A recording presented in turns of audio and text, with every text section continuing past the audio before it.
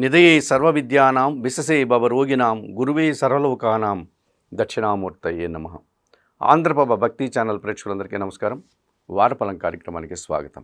2025 మే నెల 4వ తారీఖు ఆదివారం నుండి 2025 మే నెల 10వ తారీఖు శనివారం వరకు గల ద్వాదశ రాశుల వారికి గోచార రీత్యా రాశి ఫలితాలు.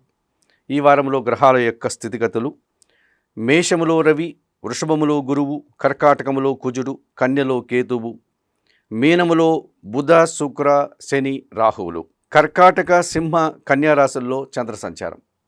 ఇప్పుడు 12 రాశుల్లో ముందుగా మేషరాశి వారు.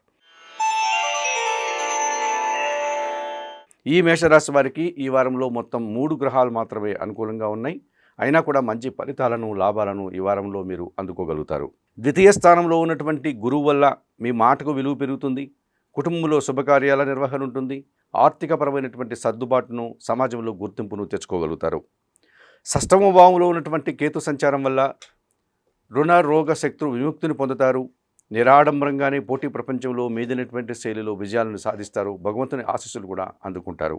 వ్యయములో ఉన్నటువంటి శుక్ర సంచారం వల్ల కుటుంబపరమైనటువంటి ఒక శుభకార్యాల ప్రస్తావన కానీ, లేకపోతే శుభకార్యాల నిర్వహణ కానీ జరుగుతుంది.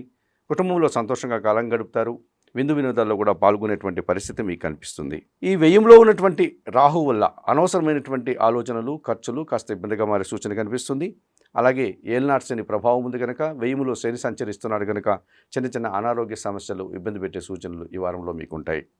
ఈ రాశి వారికి ఈ వారంలో గురు, శుక్ర, శనివారాలు అనుకూలంగా ఉన్నాయి. దానాలు ఇచ్చేటువంటి క్రమంలో ఈ మేషరాశి వారు 1 కేజీ నల్ల ద్రాక్షను లేక నేరేడు పళ్ళను వయోవృద్ధులకు శనివారం రోజు దానం చేయండి.